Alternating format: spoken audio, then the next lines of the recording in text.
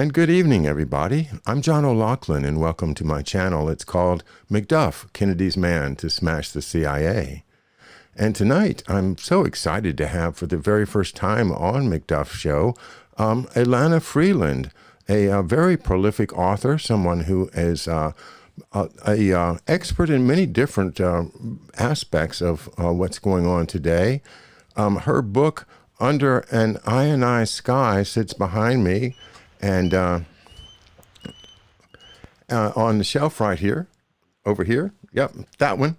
And it's fabulous. It was published just in 2018, so it's very current.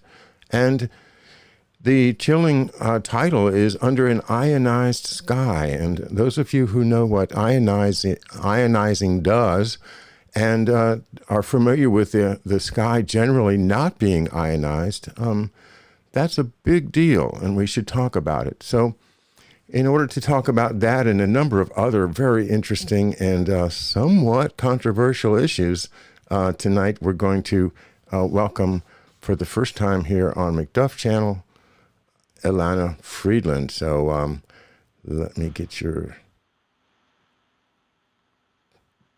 One second. Where did you go? I'm here. Oh, no. I see what happened now. You just hold on a second. I see we had a little bit of a disconnect, but I know how to fix that. Hello, Elana. Elana Freeland, welcome to McDuff Channel. And how are you tonight? Oh, I'm very well, and I'm very honored to be on your show, John. I'm a big admirer of you and George Webb. Really? Well, thank you so much. I had no idea. And, I keep hearing great stuff about you. I must honestly confess right at the top that I've had two of your books for a year now, given to me by Jennifer Jensen at our first webinar with George in Annapolis last year. I've looked through them, but I have been so inundated with stuff having to do with, say, my father, or else trying to back up what George is saying about politics and history, that this subject, I've had to keep it on the back burner. So I'm so glad to have you here. And let me ask you first to just introduce yourself to our audience here. I know you're out in, is it Olympia, Washington? Is that right? Yes, the state capital. Mm-hmm. Well, tell us a little bit about yourself then, so we can get familiar. Where did you grow up and go to school, that kind of stuff? Well, I was one of those children of divorced parents, and so I moved all over the place in my childhood.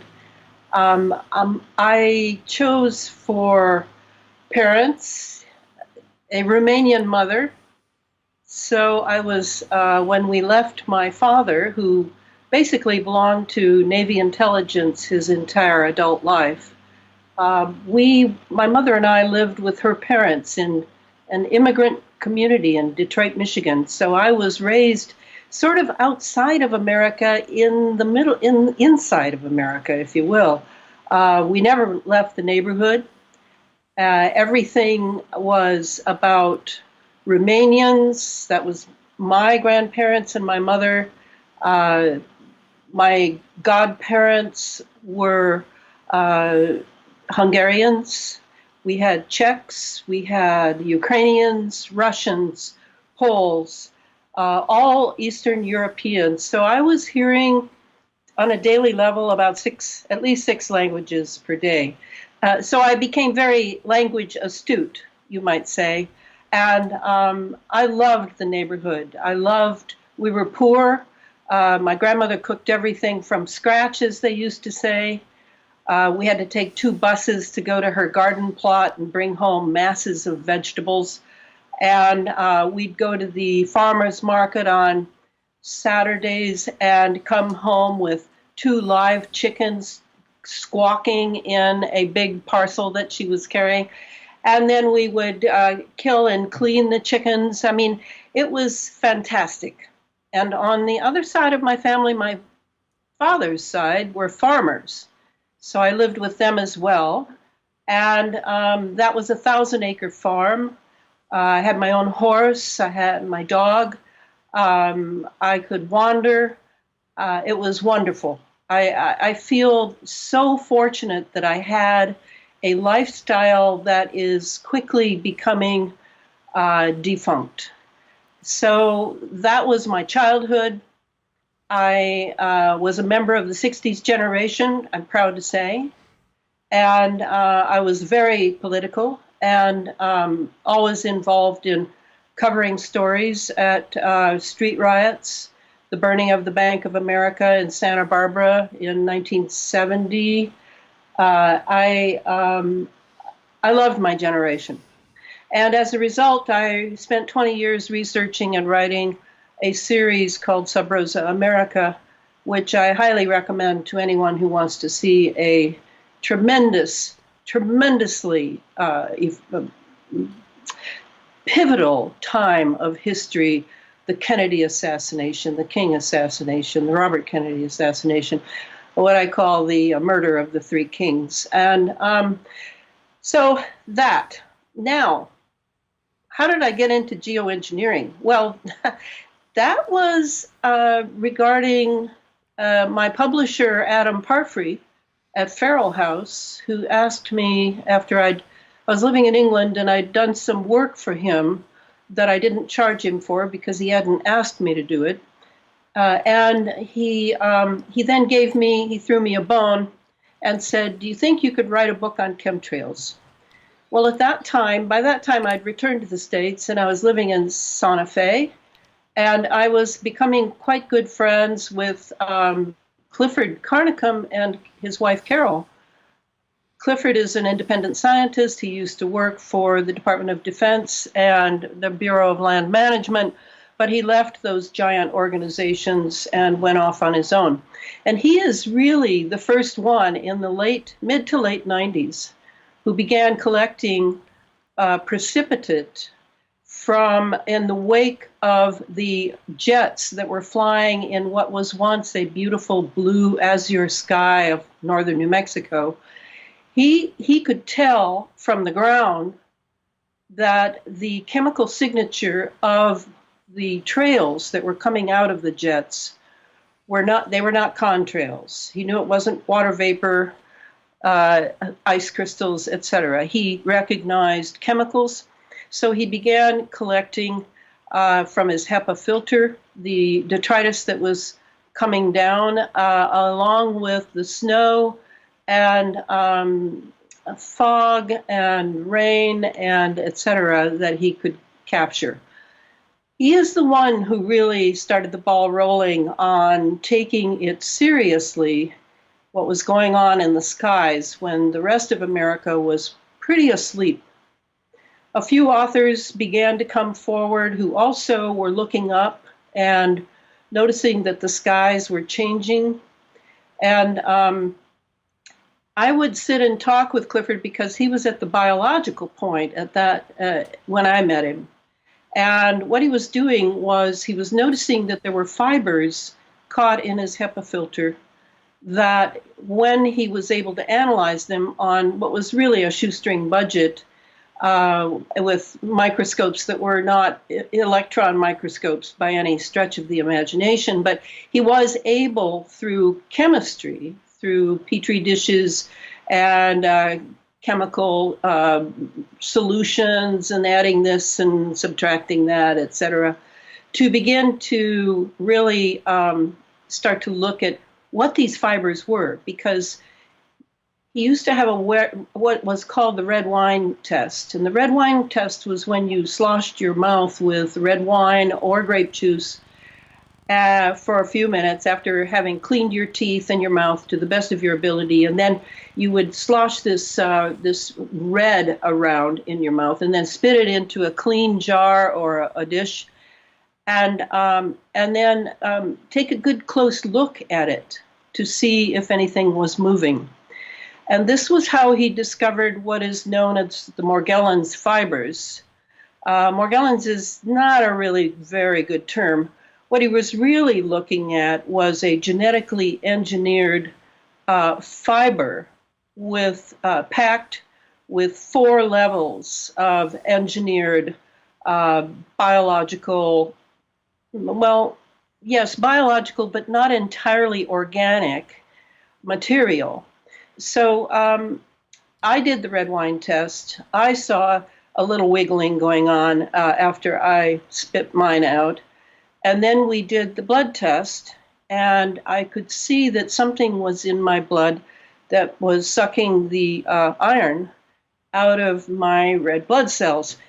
I had been in biology. It was my second major in undergrad. So I was resurrecting my biology, and Clifford and I would ponder this. And I began to write, finally, the book that Adam Parfrey had asked me to write.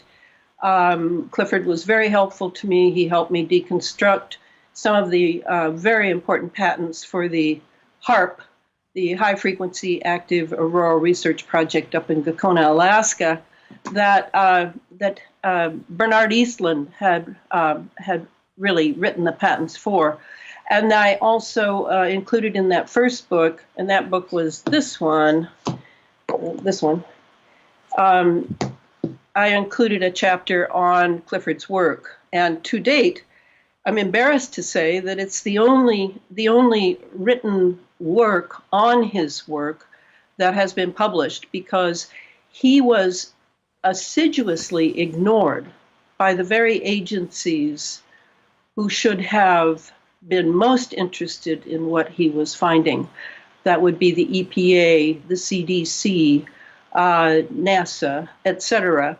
In fact, he used to be able to capture the names of those visiting his site on the internet at any time, and in 1 week's time, he had over 180 hits from the alphabet soup agencies of our government. So they were watching closely to see what he would discover. Perhaps he was their blind experiment for what they had produced. I don't know what their reasoning was, but I know that for Clifford, it was very frustrating because he could never find anyone to repeat his experiments. So that's where I began. And I went from there to realizing while I was writing that book about, and the chemtrails HAARP and the full spectrum dominance of planet Earth is really about the military use of our atmosphere. And how did I know that? Well, I did a lot of research. I have a master's in historiography, so I'm a pretty good researcher, and there was a lot coming out. But if you didn't have the context for what it had to do with, you would be at sea. I realized early on that the military and the military-industrial intelligence complex had put the lion's share of information up on the internet because I suppose they didn't think anyone would understand what it was, perhaps, or perhaps they could draw some people to them who realized what they were publishing and what it meant. I don't know what their reasoning was in that either. But I know that I was able to find many, many things out simply by paying close attention. As you know, the devil's in the details. So I was able to write that book, and that book led to the second book, which came out 4 years later, Under an Ionized Sky, From Chemtrails to Space Fence Lockdown. And I never bothered with the word chemtrails because it's actually a U.S. Navy a U.S. Air Force Academy chemistry manual title called Chemtrails. And so I feel like I borrowed it from the military, as also the term conspiracy theorist is straight from the CIA under when we had the Operation COINTELPRO going back in the 60s and 70s. So I don't really care about these terms. The chemtrails means chemical trails, and that is very true. And if people think that they're still looking at contrails, I'm here to say I don't think there are any contrails anymore, except for maybe a small plane at a great altitude, where you can see that about one jet span behind the jet, there's a trail that forms, It's very short. It's very brief. It does not spread out into the sky and smear it with a cloud cover that simulates what we used to call cirrus cloud cover. It is a creature. We, to my knowledge, have no more contrails because the fuel in commercial jets and military jets, not only is it primarily classified, so that many of the formulas are simply unattainable for the common person, but it is also highly chemicalized. Used to say it was 2%. I'm sure that percentage is much higher now, even with the so-called biofuels. So I just wanted to clear that up. I could easily read something to prove it from one of my books, but I think that's important to really make a commitment to get your perceptions back, because your conditioning, just like my conditioning used to be, your conditioning is such that you look at something and you immediately think of your conditioning, of what you were conditioned to believe it is. But it actually does not behave like your conditioning. It's like when Clifford was looking at those trails over northern New Mexico back in the late 90s.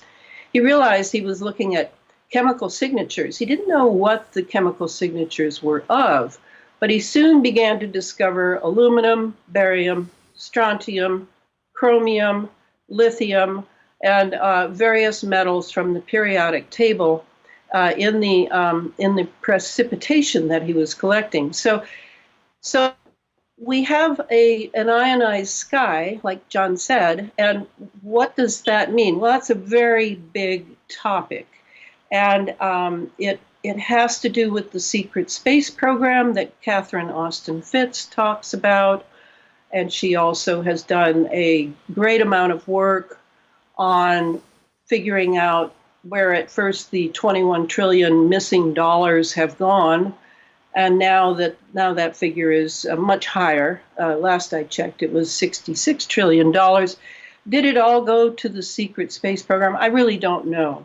But I know that this particular program I've written about for 2 books is what I call, for simplicity's sake, Project Cloverleaf, that this is a 20-year-old program. We have been subjected to geoengineering all that time, contrary to what geoengineer David Keith likes to maintain, that, oh, gee, we may have to do the geoengineering. And then as soon as Mr. Trump entered office, David Keith was trotted back out and he said, we are going to have to do the geoengineering, and we're starting it now. So now that it's being normalized, I am now moving ahead to a 3rd and last book. I will have expended everything I know about this topic with this 3rd book, and it is about the relationship between the geoengineering and synthetic biology, because we are breathing in things, engineered, biologically, genetically engineered things that are purposefully loaded into the chemical alternative, the supplementary canisters, which is entirely controlled from the ground. The pilots have nothing to do with it. And it is smeared through our skies so that we are breathing it in. And this will be it for me, this 3rd and last book, and I'm almost done. Wow. Let's see. I want to go back through what you've just said and amplify a few points and get some clarification. And thank you very much for that very great overview of what you've been doing in your career and how you got to where you're at. And best wishes in writing this 3rd book. I want to go back a little bit in what we were talking about. First of all, here is a problem that I think you've probably confronted before, and I just want to get it right out there up front, which is this. Contrails, HARP, Morgellons, Secret Space Program, Smart Dust, nanotechnology. I just named a half a dozen huge subjects that you cover. In your experience, how is it possible to bring all of that stuff to people that really don't have any handle on what you're talking about? What's the best approach to try to say, look, here's a half dozen very, very serious things. Let's start here. And, maybe we should just start with contrails, because as I told you before the show, I have an actual debate set up with a gentleman, a former Air Force pilot, I think a retired colonel, who, when I put out the call, I said, is anybody willing to just debate something with me? Because I know that you disagree with me on millions of subjects, but why don't we just have a civil, or, reason-based debate? And I didn't expect anybody to answer, but he came up and said, yes, I want to debate you on contrails. So let's just kind of focus on that for a moment, if you would, with me. Here's somebody that doesn't know anything about what you just said, obviously, or else he would have not taken the position he did. How would you gently take my friend and say, look, here's how to get into this. You need to start here and go forward. I'll let you kind of riff off of that, because I do want to do this gently and turn it into a win-win for everybody.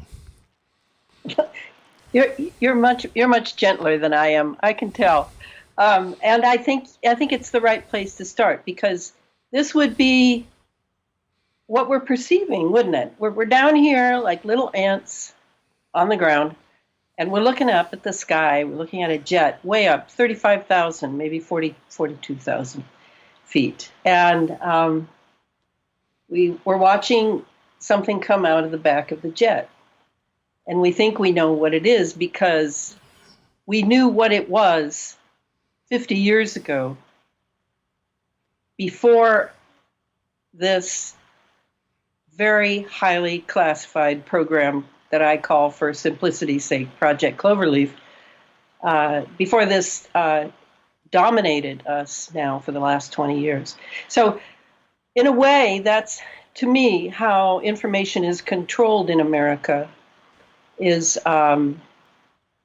old terms are kept, old perceptions are supported.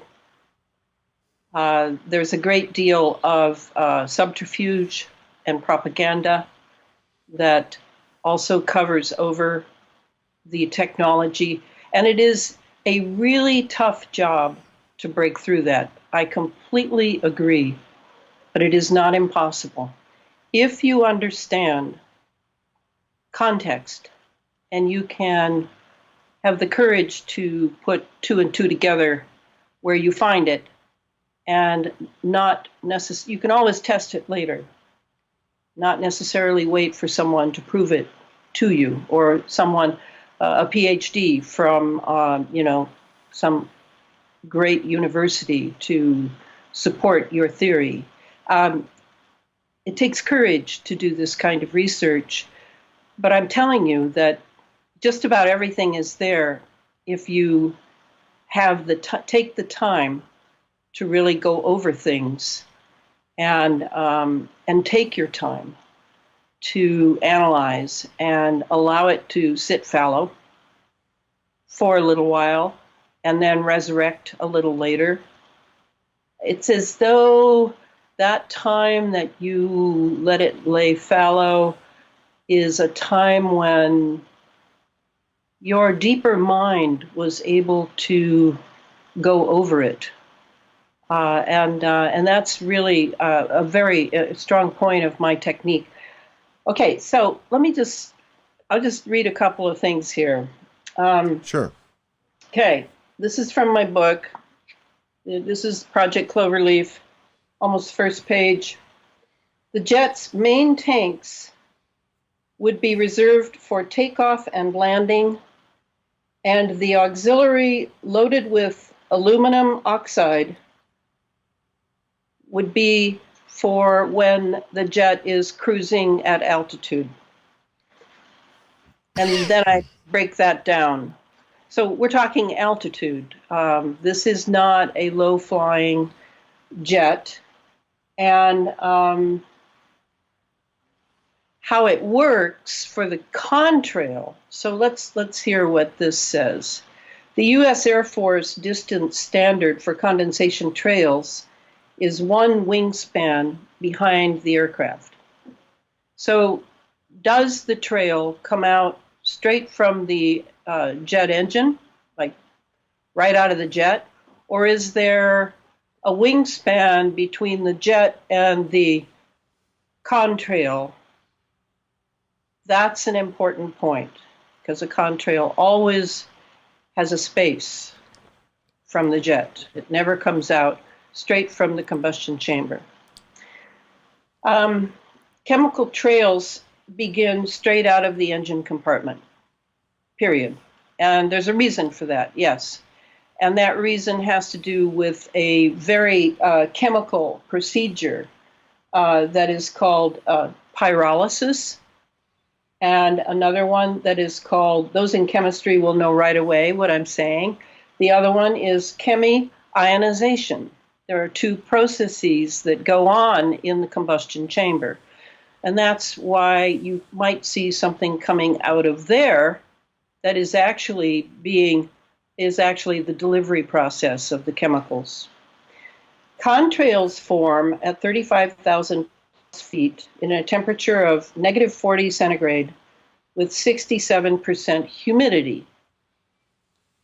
Contrails, whereas chemtrails are generally laid between 28,000 and 34,000 feet, with cargo delivery flights like FedEx above them.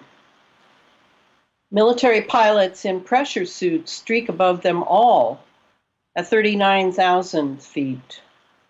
Given that most chemtrail sightings are of low and mid-altitude jets, the assumption that kerosene is turning into ice crystals is really impossible. According to the National Center for Atmospheric Research in Boulder, Colorado, the only way to form artificial clouds, and that's what we have, folks. You're looking up at those clouds. Today it's a so-called clear day, not really clear at all. But those clouds that you see are, for the most part, artificial. They are plasma clouds. They are not the clouds of yesteryear. They are not made of particulates and moisture. The clouds you are seeing now are plasma clouds made in an ionized atmosphere with radio frequency and metals for conductivity and tiny nanoparticles. That's what you're seeing up there now. And in fact, I'd like to remind your listeners, John, please, in the winter when it comes, please tell children not to eat the snow anymore. Mm-hmm. Because the snow is generally, you cannot even make it melt. It is chemically nucleated snow. I'm sorry, I know I'm popping a bubble or two, but you need to know that this atmosphere has been completely changed. Will it ever go back to what it was? I don't know that. I don't know. But I know it's completely different. All right. The only way to form artificial clouds in warm, dry air is to introduce enough particulates into the atmosphere to attract and accrete all available moisture into a visible vapor. Once airborne particles like barium or aluminum are added to create more nuclei for atmospheric moisture to condense around in low humidity areas, droplets will freeze into persistent plumes at much lower altitudes and higher temperatures. After acclimation, ice crystals in contrails disappear. Look up and study the clouds, and you will see that the cloud cover and bizarrely shaped clouds do not acclimate. This is because they are not from contrails. When you say acclimate, what does that mean? What they mean here is they are freezing into persistent plumes at much lower altitudes. They can't do that. These are not contrails. They're from chemicalized trails. I just have so many questions. I maybe is this a good point for me to ask a couple, or do you want to continue where you're reading?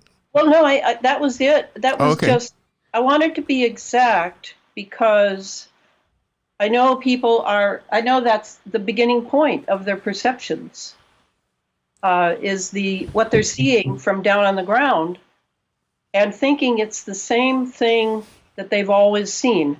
And the mainstream media will not help you because it will continue to use the term contrail. In fact, they've made a whole new type of cloud for the cirrus plasma cloud cover that we're getting from the chemical trails. I think they're calling it now contrail clouds. So, you're going to have to really rework your perceptions, is what I'm saying.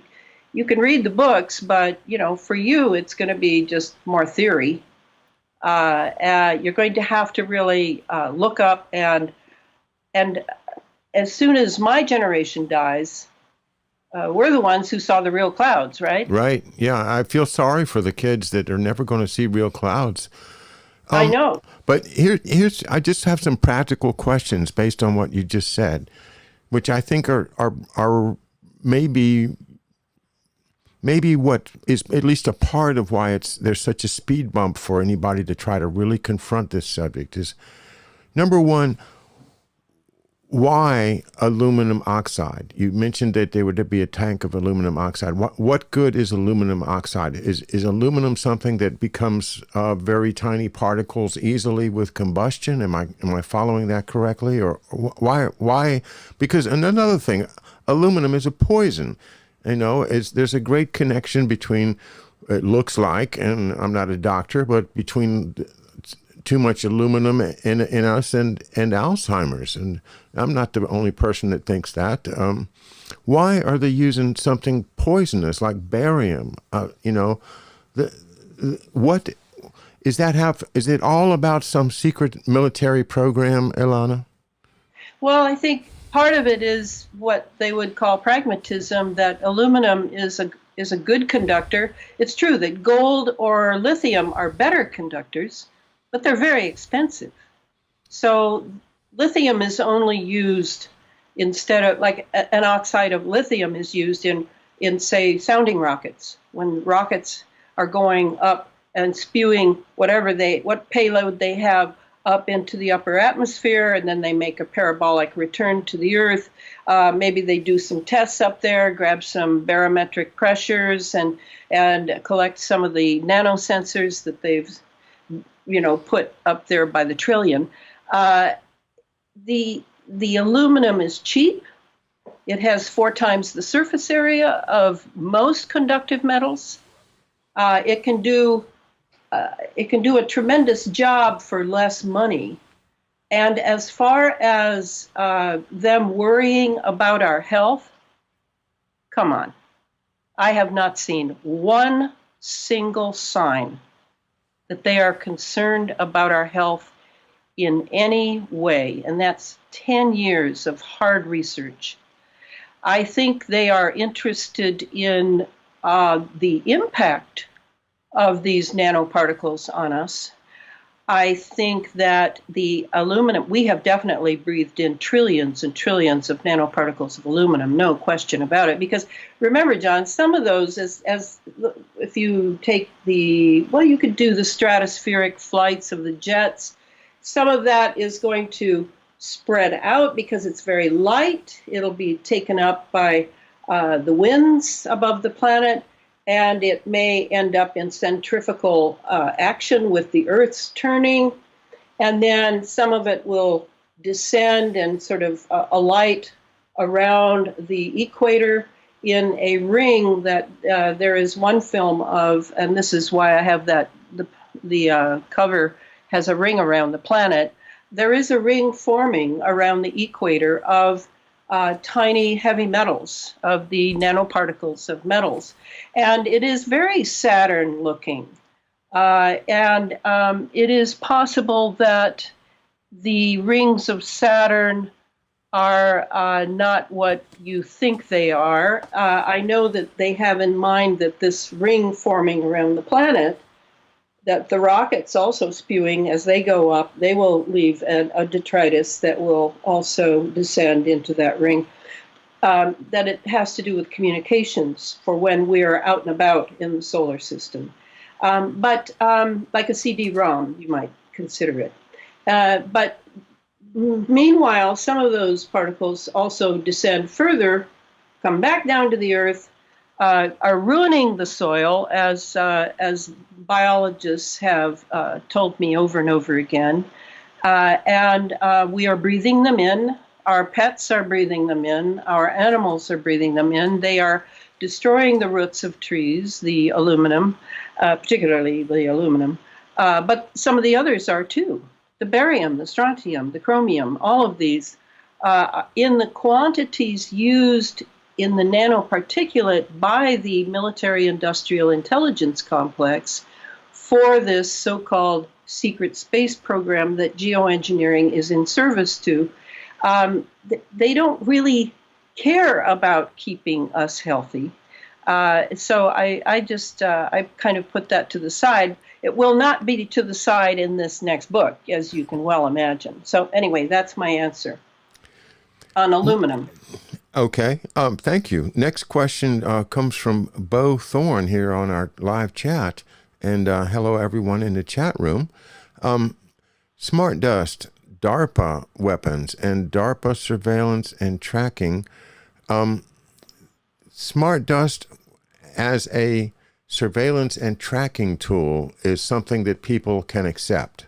It's like, I saw that movie with Will Smith, right? He had to keep changing his pants because he realized that they had put something in the fabric of his clothes. Well, now they just put it in our air and we breathe it in. But this is just another example of folks can understand for a military application to spray some smart dust on a bad guy so you can track him, and find out where his stash is or whatever. That makes sense. We can understand that. But putting smart dust everywhere, all over the planet, giving it to every human and every other creature, even our pets, that sounds a little outlandish and highly, highly expensive. So, it's a little bit of it's like a leap from a small acceptance to a something that's scary, because it's like, what do you mean they're changing the entire planet? They're changing our atmosphere. We can't breathe fresh air anymore. That is a lot to accept. And that is how it is. I always think of Julian Assange in an interview in which he called this smart dust evil smart dust. And it is everywhere. And it is, again, I think we're going to have to reevaluate our Cold War ideas of the so-called enemy. I don't think that is valid anymore. I actually don't know if it was valid then, because the entire Cold War appears to me to have been a ruse. But I definitely know that the smart dust is connected to the carbon nanoparticles, the fullerenes, the Buckies, all of the nanotech, nanobots that are released by the truckload in the upper atmosphere. And many of them are sensors, yes. And sensors have to do with collection of big data. And big data is the only way that artificial intelligence systems can do what's called machine learning. So they need to keep feeding these AIs masses of data. So they have released masses of sensors on a nanoscale. And a nano, for people who don't know, is 1/1000th of a meter. It is basically laying atoms next to each other. From 6 to 100 usually is the beginning place. And it is a form of creation on a material scale, and that will not go away. It was not tested on humans, as usual, just like 5G, et cetera. It is omnivorous. It has a very eerie feeling to it. If you study enough, I've only read 2 books on it, but I think you need to reassess that this smart dust is not about the bad guys, unless you finally realize that they are testing and experimenting on us. And us means the planet, the populations of the planet. It isn't just Africa anymore that they're experimenting on. It's everybody. And so I think what I'm trying to do in talking to people about the nanotech aspect of this geoengineering technology and the delivery system, primarily being from the sky.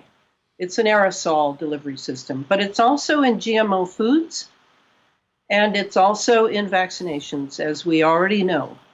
So we have this problem of reassessing our assumptions of what we have been conditioned to believe for over 50 years. That seems to be the problem, and the problem is exacerbated by the fact that our mainstream media is completely co-opted and lies to us consistently. I myself don't read mainstream media at all. I was thrilled to hear you refer to the Cold War as perhaps a sham, because that's what we've been studying here on McDuff Channel. I don't know if you're familiar with L. Fletcher Prouty and his works, but he is probably the primary author that I rely on for recent history. And right in the middle of reading his book on JFK, on my evening shows, when I'm not doing interviews, I usually read three or four chapters a week, and he is the source for to confirm all of what you just said about the Cold War. Right. This whole thing was cooked up in during the World War II. It was a scheme by the financing people, the banks, the same, usual suspects, the Federal Reserve people, the Bilderbergers, all of those folks that existed then in World War II. The powers that be decided that they couldn't let this war fizzle out without having another war all lined up. But with the atomic bomb, they knew they couldn't just rely on a meat grinder war with trench warfare anymore. That's not going to happen with atomic bombs. So they decided to make it a Cold War, and that whole thing, driven by the Dulles brothers, driven by people like Henry Kissinger to this day, is a sham. It is the insider intelligence agencies are the actors on behalf of the ancient financial powers that have always existed, and they are clearly using national units, culture, religion, skin color, whatever they can to divide and conquer until they own the whole thing. This, what your work is entirely consistent with what we're doing here on McDuff Channel. It's great to find that we mesh in that way, because politically, folks that are, more into the scientific side of what's going on in the atmosphere and the geoengineering and all that, may feel that they don't have the underpinning of somebody that can say, well, yeah, that fits exactly with the historical record. Because what I would argue to anybody is that Germany lost, but the Nazis won. Yes, that's right. And the Nazis won, and the Bormann corporate regime stuff. It's all real. We've read Jim Mars's Fourth Reich here on the channel. All of that stuff is real. And the infiltration of our corporations, the infiltration of our Congress and everything, it's like we've been saying about the geoengineering. It's just too much to believe all at once. But doggone it, it all fits together. And, if you see enough dots lined up in exactly the right way, then you can say, yeah, that's a constellation. That's a constellation. And that's what we've got here. We've got a huge, and I will dare to say the word conspiracy against humankind. That's it's in progress right now as we speak. Well, yes. Well, we've touched on a lot of things. We've got into some detail about contrails. I want to ask another aspect of the same question, which is, I don't know if you follow a man named One Pacific Redwood who has a channel on YouTube. Yes, very good. I think he is fabulous. And I wish that I could talk to him or somehow interact with him. I'd love to have him on my show because he is a weather guy and he has the maps and he puts them up there. And I mean, when he describes it, it's pretty easy to see that he's right. I'm glad that you see that. So we haven't touched on weather control yet. And I think that that's part of the contrail story too. That's my understanding, but you tell me. What's going on in weather control, and does that interact with our study of contrails and chemtrails? Well, yeah, and thanks for leading me back to that, because I just want to read my list. Geoengineering is just a term, and it doesn't mean much to most people. But if you unpack it, you see that it has 7 major operations that it is responsible for. And definitely weather engineering is number one. Because the reason weather engineering is number one, not only is the atmosphere ionized now, and we've had military dreams of controlling the weather for countless centuries. Yeah.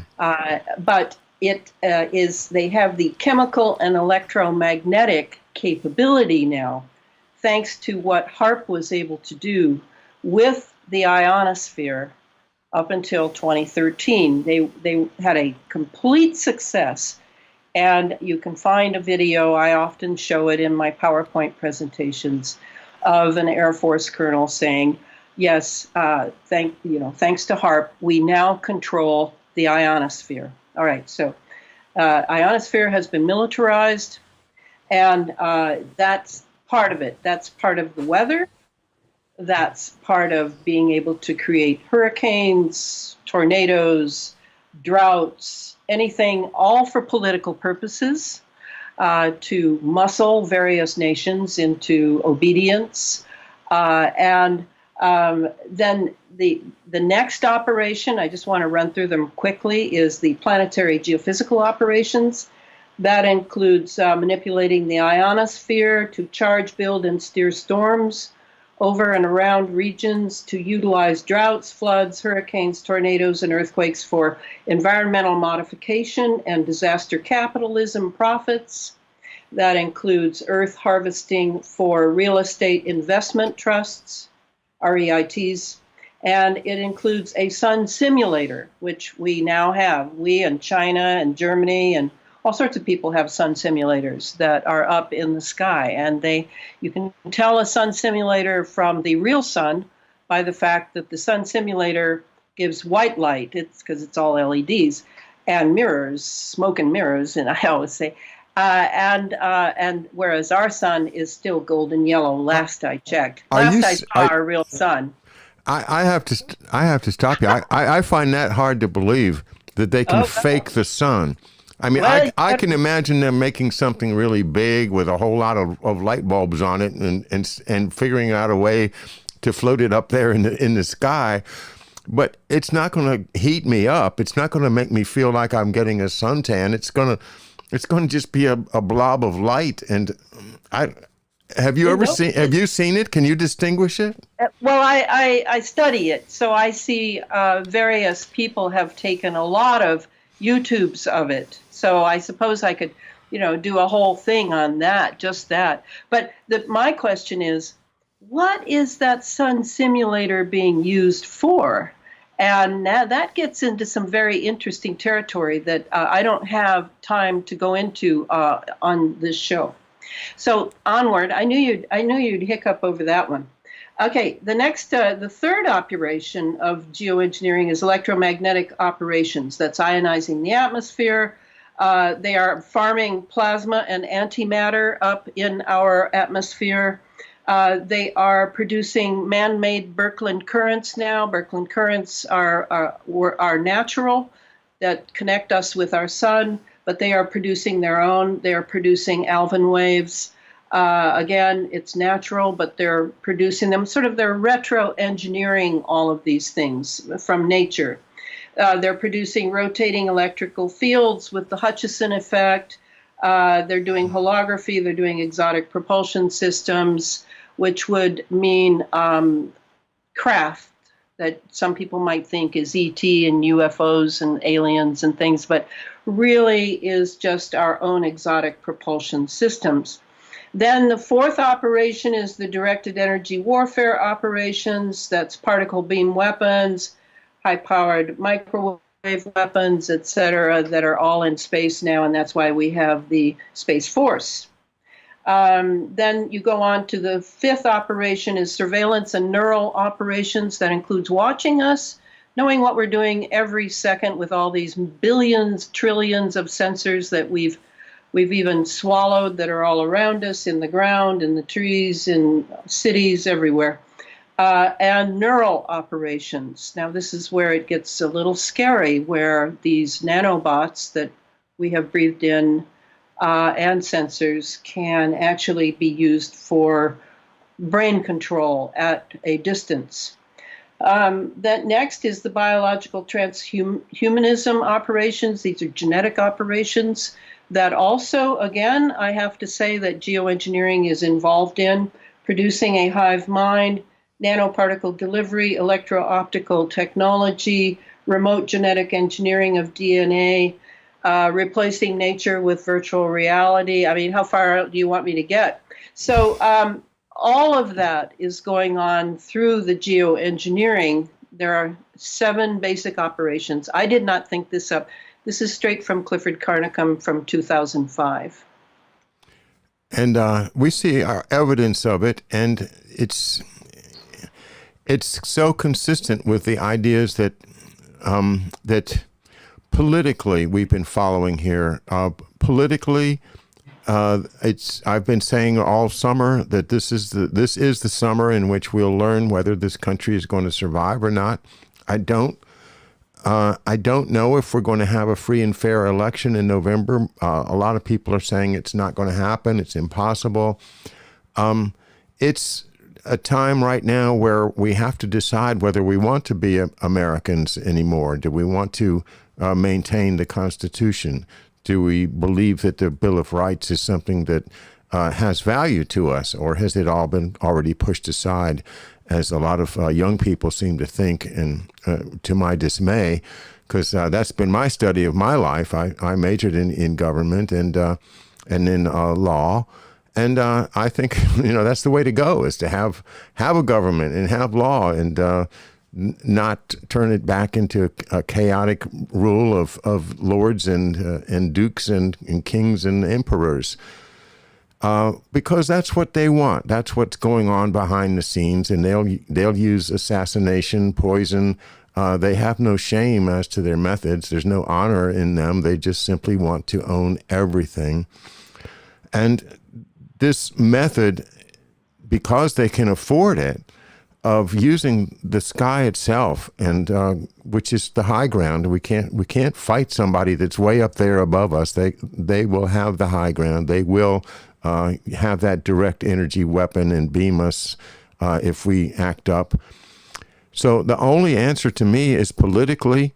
We've got to politically win this and peacefully restore our republic, or else there's nothing to stop them. There's no other way to stop these people from turning us into the planet into a technological prison planet, as many people have called it.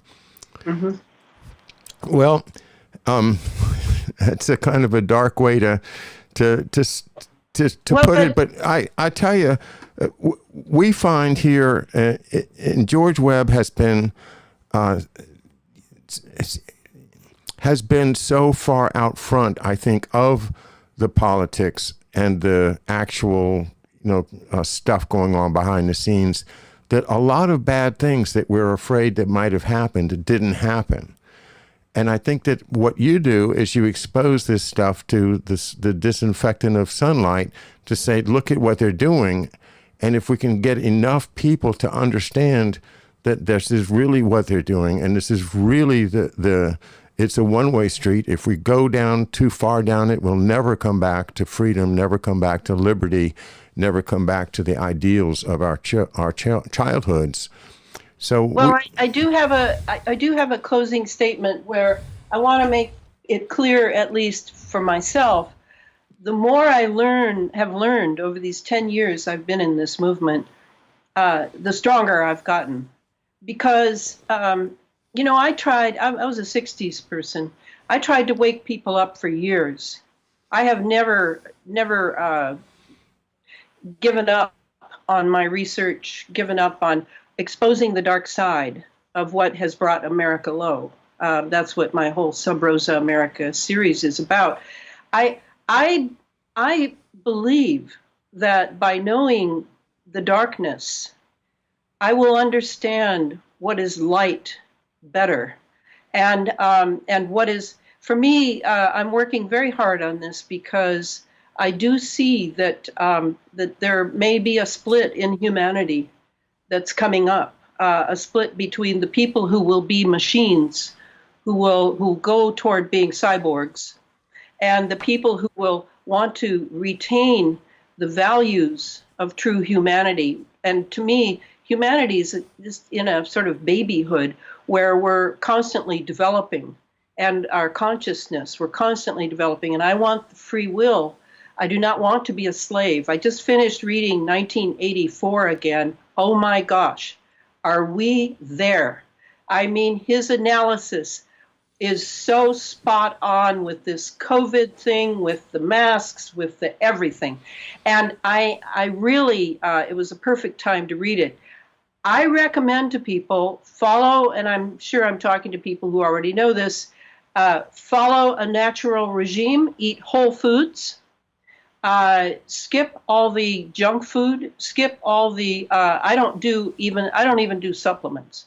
I do everything through Whole Foods, and I am 73 years old, and I have been a health nut my whole life. That's what the 60s gave me. I haven't been to a doctor since I was 13, and he saw a chance to make a buck off my stepmother by taking my appendix out when it didn't even need to come out. That was my last experience with a doctor, and Wow.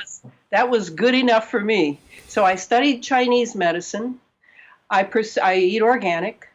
If I go out and have food, which I'm sure is GMO, the next day I make some sort of recompense so that I can get it through my system. These nanobots that are in our bodies, and they are in all of our bodies, by the way, they love acidity. So pay attention to your acid-alkaline balance. If you have a meditation practice or a prayer practice or an inner life, I'm a student of Rudolf Steiner. I have been since I was a Waldorf teacher many, many years. Whatever it is, support that and live out of it. Don't allow yourself to succumb to fear. I don't do fear because it's it produces acidity for one thing, and it doesn't really help me for another. So I'm feeling very positive that this is a war for humanity and for the earth, and I'm in both feet, and I have lots of resources and lots of protection. I am not afraid. I welcome you to join me. And if people want to get more information from you or contact you directly, what's the best way to do that? If you go to my blog site, elanafreeland.com, which thanks to my webmistress is going because I never have time to go there, you can find my Proton Mail account and you can email me.